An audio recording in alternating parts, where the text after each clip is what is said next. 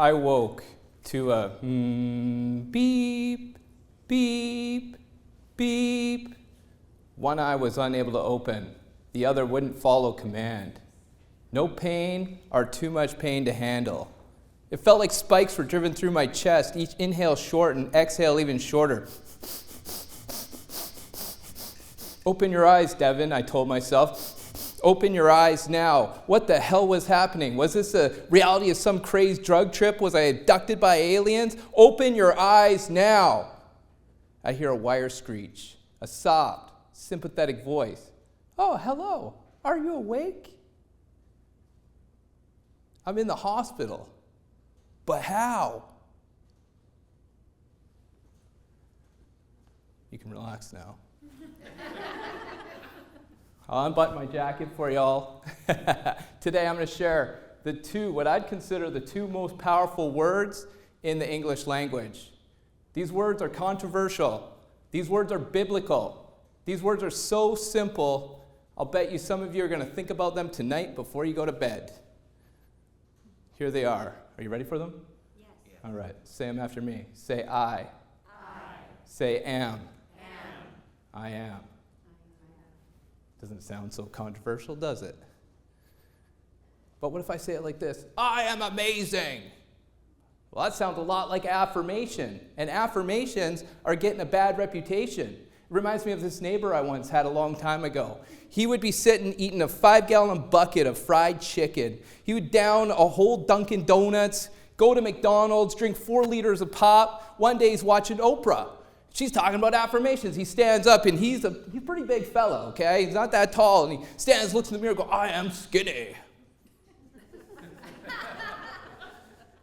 Now, I don't know what you'd say out loud to that guy, but I have a pretty good idea of what you'd be thinking. So when you mention affirmations to someone, what do? They whatever. And I concern myself very little with affirmations. But what I do is believe in beliefs. And that's the story that I'm about to tell you right now. I want you to imagine a time. It's like the best day of your life is about to happen to you. And it's the night before. I'm going to take you back 20 years. That was happening to me. I was working a labor job in a sawmill. It was my last night at work. It was finally done.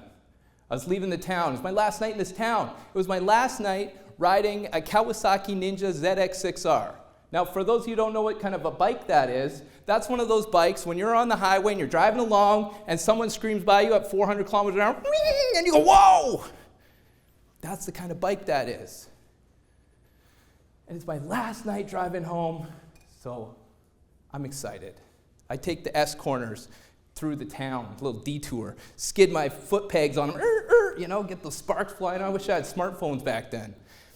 I go on the bridge, but instead of driving where the cars drive, I go down the walking path, pop a little wheelie, a little 4-foot space. Go up the hill by the hospital, hold her right down. You can hear the exhaust for 50 kilometers down the river valley. I bet people were like, I love this guy.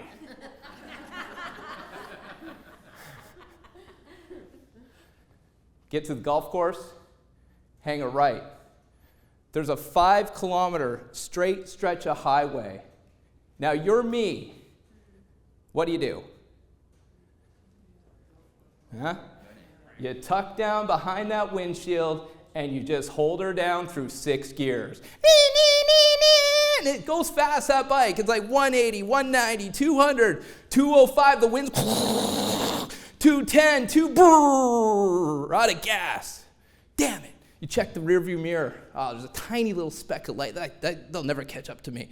You're thinking, it's a nice night, it's cold out, I'm going to pull over off this highway. You put on your signal light. Now, the bike's in gear, so the battery's still charging, and while the battery's charging, all the lights work. So the signal light's on, you're looking for the road, ving! Dang! Got to turn on the reserve tank.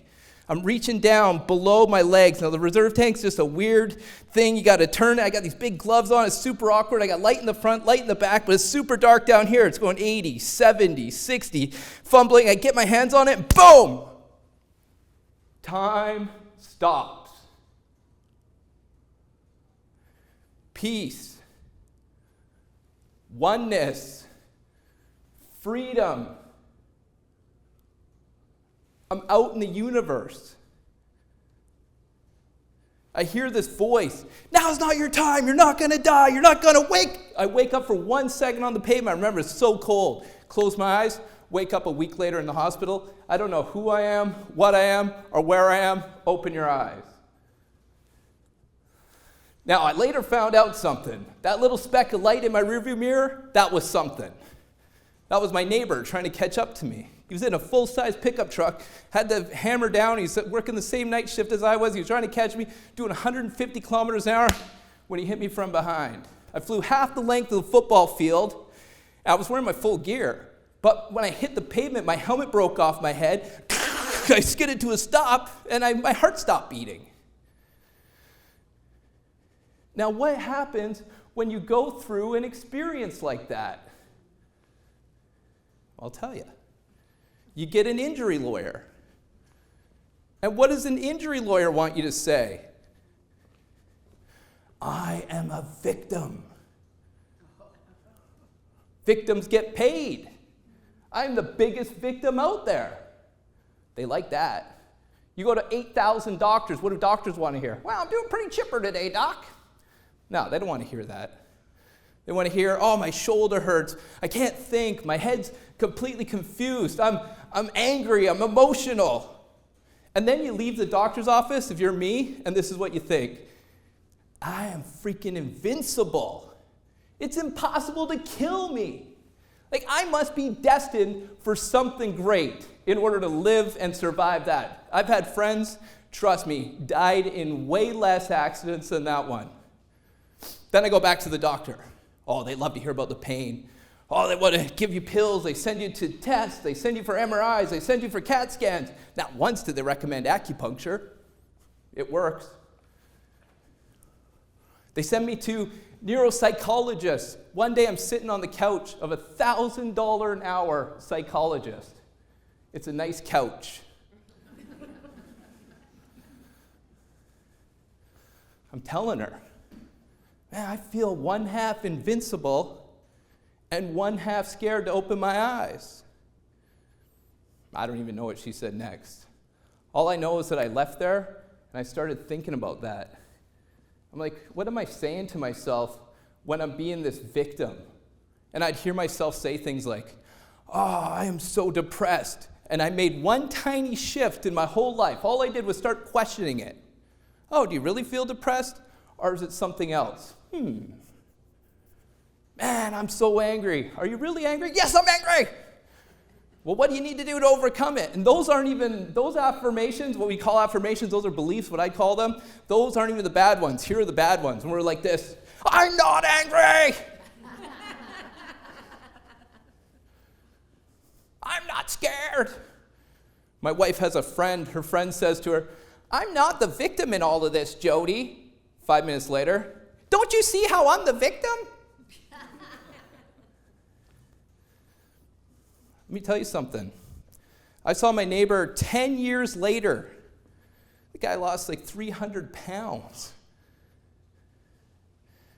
I had to squash this victim. How did I do it? Well, first of all, I started questioning it. Second of all, I just simply stopped talking about it. Started talking about the things I wanted to do, things that, yeah, you might say that it would build you up. You're like building your own ego. Some people worry about that, but who cares? Especially as a speaker, we want to be like, I'm a great storyteller. I am funny. I am all of these great things. And now I'm going to prove to you, and you go look this up, but I'm going to bring you a statement from the Bible. Ooh. It's like 3,000 years old. Take with it what you will. All I'm going to do is simply repeat it out. Ready for this? I am the light of the world. Aren't you? Give it up for Tanya. Thank you, Devin. Thank you.